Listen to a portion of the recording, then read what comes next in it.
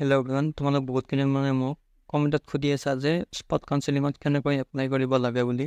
চ' এতিয়ালৈ বাৰু DTয়ে মেছেজ দিয়া নাই, ৱেবছাইটত স্পট কাউন্সেলিঙৰ ডেট দিয়া নাই। চ' ধৰি ল'বা যে তোমালোকৰ এই অহা কেইদিনমানৰ ভিতৰতে তোমালোকৰ স্পট কাউন্সেলিং হৈ যাব। আৰু এপ্লাই কৰা প্ৰচেছটো, যদি তোমালোকে CWE কাউন্সেলিঙৰ কাৰণে বহিবলৈ যদি ৰেজিষ্ট্ৰেশ্যন ফ্ৰীটো দিছিলা, তেন্তে তোমালোকে আৰু ফ্ৰী দিব নালাগে। আৰু যোনসকল ষ্টুডেণ্টছে দিয়া নাছিল তেতিয়া এই নতুনকৈ স্পট কাউন্সেলিঙত বহিবলৈ ৰেজিষ্ট্ৰেশ্যন ফী এটা দিব লাগিব। ত' তাৰপিছত তোমালোকৰ কলেজবোৰে এটা সময় দিব, আৰু এটা তাৰিখ দিব, তাৰিখৰ ভিতৰত এটা সময় দিব, এইখিনি সময়ৰ ভিতৰত তোমালোকে যাব লাগিব।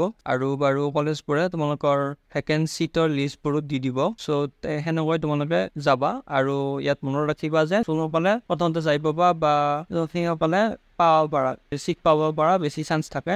আৰু তোমালোকেতো জানাই কোনকেইখন কলেজে স্পট কাউন্সেলিঙত পাৰ্টিচিপেট কৰিব। সেইখন হ'ল জিষ্ট, BBEC, BVEC, GEC আৰু DEC। চ' ডেটবোৰ দিয়াৰ পাছত তোমালোকে নিৰ্দিষ্ট সময়ত উপস্থিত হ'বা। তাৰপিছত কিন্তু তোমালোকে যদি দেৰি কৰা বা পিছত যদি 11টাৰ পৰা 2টালৈ সময় দিছে আৰু যদি তোমালোকে 3টা বা 4টাত গৈ গৈছে, তেন্তে তোমালোকে দেখিবা যে তোমালোকৰ কাউন্সেলিং শেষে হৈ গৈছে। চ' এনেকৈ মিছ নকৰিবা, যোনটো সময়ত মাতিছে পাৰ্টিকুলাৰলি সেইখিনি সময়ত যাবা। আৰু বাকী কলেজবোৰে কলেজৰ প্ৰিন্সিপাল ছাৰ নাইবা কলেজৰ ৱেবছাইটত তোমালোকে গম পাই যাব যে কোনকেইটা ব্ৰাঞ্চৰ ভেকেঞ্চি বাকী আছে, সেনেকৈ তোমালোকে গম পাই যাবা। আৰু যাতে তোমালোকে এই স্পট কাউন্সেলিংটো মিছ নকৰা, কাৰণ এই স্পট কাউন্সেলিঙত বহুত তললৈ ৰেংক যাব পাৰে। চ' এপ্লাই কি তোমালোকে পাৰ্টিচিপেট কৰিবা। আৰু কলেজত তোমালোকে যোনখিনি সময় দিব, সেইখিনি সময়ৰ ভিতৰত তোমালোকে যাব লাগিব।